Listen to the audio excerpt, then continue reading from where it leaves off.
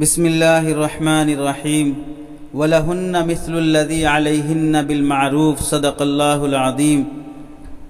اللہ رب العزت ارشاد فرماتے ہیں، عورتوں کو اچھے طریقے سے ویسے ہی حقوق حاصل ہیں جیسے مردوں کو ان پر حاصل ہیں،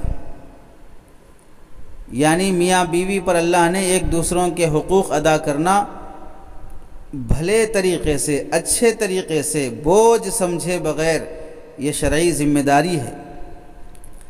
علامہ ابن قدامہ رحمۃ اللہ علیہ اس آیت کے تحت میں نقل فرماتے ہیں کہ اللہ رب العزت نے بیوی کو شوہر کو بیوی کے حقوق ادا کرنے کے سلسلے میں جن باتوں کی رعایت کرنے کا حکم فرمایا ہے، اس میں 4 باتیں خاص طور سے قابل لحاظ ہیں۔ پہلی بات، میاں بیوی میں سے ہر ایک دوسرے کے حقوق کو وقت پر ادا کر دے، اس سلسلے میں ٹال مٹول سے کام نہ لے۔ بیوی کا کیا حق بنتا ہے، وقت پر ادا کر دینا چاہیے۔ شوہر کا کیا حق بنتا ہے، وقت پر ادا کر دینا چاہیے۔ معروف اور بھلے طریقے میں یہ داخل ہے کہ حق والے کو حق اس کے وقت پر ادا کر دو، اس میں ٹال مٹول سے کام نہ لو۔ دوسری بات، ایک دوسرے کے حقوق کی ادائیگی میں ناگواری اور ناپسندیدگی ہرگز نہ ہو، بلکہ خوش مزاجی سے، حسن اخلاق سے حق والے کا حق ادا کر دیا جائے۔ بیوی اپنے شوہر کا حق خوشی سے ادا کرے، شوہر اپنی بیوی کا حق خوشی سے ادا کرے، یہ بھی ذمہ داری عائد ہوتی ہے دونوں پر۔ تیسری بات، حق کی ادائیگی میں میاں بیوی میں سے کوئی بھی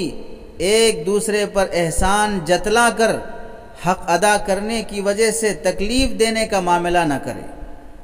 بیوی اگر شوہر کا حق ادا کرنے کے بعد احسان جتلائے گی، شوہر بیوی کا حق ادا کرنے کے بعد احسان جتلائے گا، تو یہ تکلیف دینے والا ایک سلسلہ دونوں میں نفرت پیدا کر دے گا۔ چوتھی بات، ایک دوسرے کے ساتھ اچھے اخلاق کا برتاؤ، نرمی سے کام لینا، اپنے حق کا مطالبہ نرمی سے کر لینا، ناگوار چیزوں کو حق کی ادائیگی میں کوئی کوتاہی ہو جائے تو اسے برداشت کر لینا، یہ بھی معروف طریقے میں داخل ہے۔ المغنی لابن قدامہ جلد نمبر 7 صفحہ نمبر 293۔ تو اس میں میاں بیوی کے حقوق کی ادائیگی کی طرف خاص طور سے ارشاد فرمایا گیا کہ بیوی کے حقوق شوہر کے حقوق بیوی ادا کرے۔ آج کے اس سبق میں بیوی کا مقام شریعت کی نظر میں کیا ہے؟ امام شافعی رحمۃ اللہ علیہ فرماتے ہیں، میاں بیوی کا ایک دوسرے کے ساتھ بھلے طریقے سے رہنا، اچھے اخلاق سے پیش آنا، ناگوار اور نامناسب چیزوں سے ایک دوسرے کو بچاتے رہنا، ایک دوسرے کے حقوق کی ادائیگی خوش دلی سے کر دینا، بوجھ سمجھ کر نہیں کرنا، حق والے کو اس کے حق کا مطالبہ کرنے کی زحمت بھی نہیں دینا، اس کا حق مانگنے کی تکلیف بھی نہ دی جائے۔ بیوی کو اپنا حق مانگنے کی زحمت مت دو، شوہر کو اپنا حق مانگنے کی زحمت مت دو۔ اگر کوئی شخص بیوی کا حق ادا کرنے میں کوتاہی کرے، وہ ظالم ٹھہرے گا۔ ظلم کی ایک شکل یہ بھی ہے کہ حقدار کو اس کا حق دینے میں ٹال مٹول کیا جائے۔ عورت کے ساتھ اچھے طریقے سے رہنے کا کم سے کم درجہ یہ ہے، شریعت میں جو نفقہ اس کے ذمے فرض کیا گیا ہے، اس میں کوئی کوتاہی نہ کرے، لاپرواہی نہ کرے۔ بار بار تیرے ماں کے گھر سے لے کے آ، تیرے بھائیوں کے پاس سے لے کے آ، تیرے باپ کے پاس سے لے کے آ، اس طرح بھکاری شوہر بن کے نہ جیے، اس طرح سڑک چھاپ شوہر بن کے نہ جیے۔ جس طرح قبول کیا کہ جملے سے بیوی کو قبول کیا ہے تو اس کے حقوق کو بھی قبول کیا ہے، تو نفقہ اور سکنا اور رہن سہن کی جو ذمہ داریاں عائد ہوتی ہیں وہ ہر مذہب میں ہیں، غیر مسلموں میں، یہودیوں میں، عیسائیوں میں، سب میں شوہر ہی اپنی بیوی کی ذمہ داریاں سنبھالتا ہے۔ تو مسلمان تو بدرجہ اولیٰ اس کی ذمہ داری ہے کہ شوہر اپنی بیوی کے حق ادا کرنے میں کوتاہی نہ کرے۔ حضرت امام ابو بکر جسار رحمۃ اللہ علیہ فرماتے ہیں، بھلے طریقے سے زندگی گزارنے میں یہ بھی داخل ہے، مرد عورت کا مہر ادا کر دے وقت پر، مرنے پر جنازے میں وہاں ٹھہر کر اس سے معافی منگوانے کی اور اس سے مہر ساقط کرانے کا میت سے مطالبہ کرنے کی نوبت نہ آئے، کھلانے پلانے میں کنجوسی سے کام نہ لے، اس کے ساتھ رات گزارنے میں باری باری ادا کرنے میں کوئی کوتاہی نہ کرے، بیوی سے سخت کلامی سے پیش نہ آئے، گندی زبان بیوی سے استعمال نہ کرے، اسے تکلیف دینے والا رویہ اختیار نہ کرے اور بلا وجہ کے ناراضگی کا اظہار نہ کرے، یہ سب بھلے طریقے سے زندگی گزارنے میں داخل ہے۔ احکام القرآن سورہ نساء صفحہ نمبر 19۔ قاضی ابو بکر ابن العربی رحمۃ اللہ علیہ فرماتے ہیں، بیوی کے ساتھ اچھے اخلاق سے بھلے طریقے سے رہنے کا حکم اللہ نے فرمایا، اس میں یہ بات داخل ہے کہ میاں بیوی محبت سے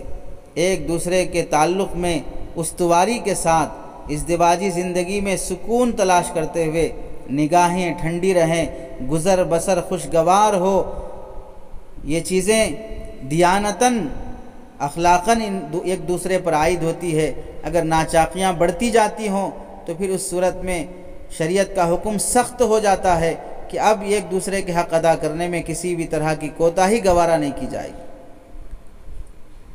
ایک آیت میں اللہ رب العزت نے ارشاد فرمایا، والدین کے ساتھ اچھا سلوک کرو اور پھر اپنے قریب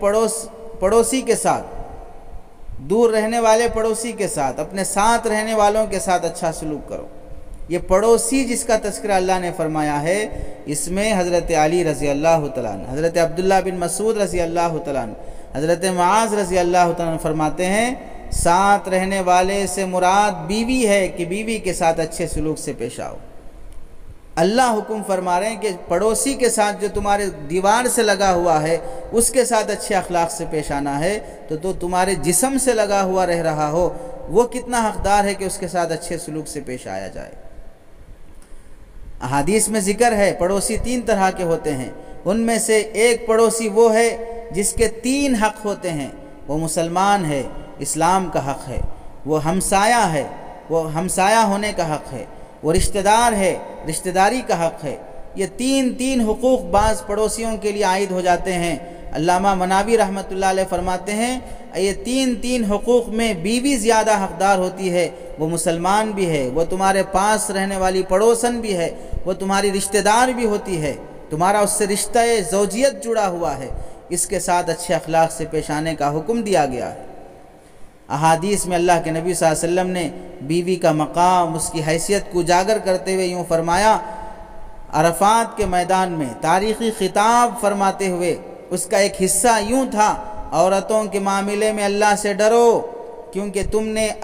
ان کو اللہ کی امانت سے، یعنی اللہ سے نرمی اور حسن معاشرت کا وعدہ لے کر ان کی ستر کی جگہوں کو اللہ کے حکم کے ذریعے سے حلال کر لیا ہے، اس واسطے ان کے حقوق کے معاملے میں اللہ سے ڈرو۔ دوسری حدیث میں اللہ کے نبی صلی اللہ علیہ وسلم نے یوں فرمایا، نزا کے وقت، سکرات کے عالم میں صحابہ صحابیات ازواج مطہرات کے پاس موجود ہیں، اللہ کے رسول صلی اللہ علیہ وسلم نے فرمایا، اپنے ماتحتوں کے بارے میں اللہ سے ڈرو، 2 کمزور ذات یعنی بے بس عورت بیوی اور یتیم حال بچے کے معاملے میں اللہ سے ڈرو۔ دنیا سے رحلت فرماتے وقت جو نصیحتیں حقوق العباد سے متعلق زیادہ قابل توجہ جو اللہ کے نبی صلی اللہ علیہ وسلم نے سمجھی ہیں، امت کو اس کی طرف رہبری فرمائی ہیں، وہ ہے بیوی کے معاملے میں اللہ سے ڈرو۔ ایک روایت میں یوں فرمایا، بیویوں اور ماتحتوں کے معاملے میں اللہ سے ڈرو۔ اس کے بعد اللہ کے نبی صلی اللہ علیہ وسلم کا جملہ مکمل ہوا اور آپ دنیا سے رحلت فرما گئے۔ اور ایک حدیث میں اللہ کے نبی صلی اللہ علیہ وسلم نے یوں ارشاد فرمایا، حضرت جبرائیل علیہ السلام عورتوں کے ساتھ حسن سلوک کرنے کی مسلسل تاکیدی نصیحت کرتے رہے، اچھے سے پیش آئیں، بیوی کے ساتھ اچھے سے پیش آئیں، سخت کلامی نہ ہو، ظلم نہ ہو، بد اخلاقی نہ ہو، بری بات نہ ہو، لان تان گالم گلوچ نہ ہو۔ اتنی نصیحت فرماتے تھے، مجھے خیال ہونے لگا کہ اب ان کو تو طلاق دینا ہی حرام ہو جائے گا، جس کے ساتھ ایسا حکم فرمایا جا رہا ہو اب ان کو چھوڑنا ہی حرام ہو جائے گا۔ ایک اور حدیث میں یوں فرمایا، میں تم کو عورتوں کے بارے میں بھلائی کی نصیحت کرتا ہوں، تم میری اس نصیحت کو قبول کرو۔ عورتوں کے ساتھ اچھا سلوک کرنے کی وصیت، بلکہ سفارش اللہ کا نبی کر رہا ہو۔ کس قدر اہمیت بڑھ جاتی ہے عورتوں کے معاملے کی۔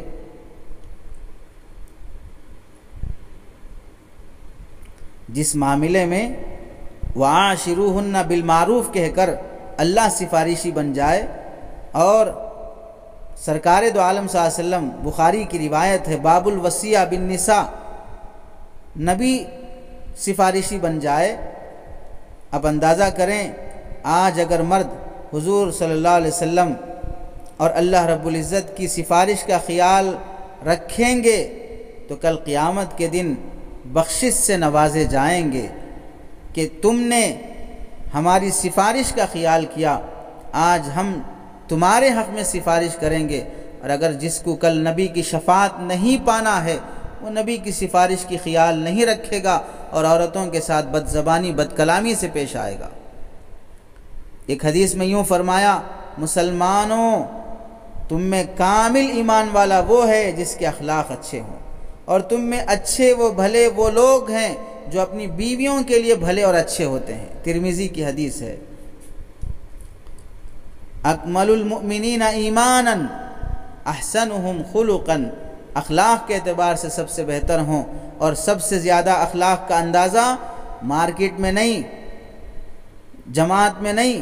مسجد میں نہیں، دوستوں میں نہیں، اپنے گھر کی چار دیواری کے اندر اپنی بیوی کے ساتھ تمہارے کیسے اخلاق ہیں، اس سے تمہارے کامل ایمان والا ہونے کا اندازہ لگایا جائے گا۔ اور ایک حدیث میں یوں اضافہ فرمایا، میں اپنے گھر والوں کے حق میں تم میں سب سے زیادہ بہتر ہوں۔ عورتوں کا احترام تو محترم آدمی ہی کرتا ہے، جو شریف ہوتا ہے وہ دوسروں کے ساتھ شرافت سے پیش آتا ہے، اور جو گھٹیا کمینہ قسم کا انسان ہوتا ہے وہ دوسروں کے ساتھ گھٹیے پن سے ہی پیش آتا ہے۔ اس واسطے عورت ہماری کوئی ایسی کمزوری، کوئی ایسا معاملہ نہیں ہے جس سے ہم لائٹ لے لیں اور اللہ کے پاس ہمیں جواب دینے کا مسئلہ نہیں رہے گا۔ تمہارے بھائی کیا کر لیں گے، تمہارے والد کیا کر لیں گے،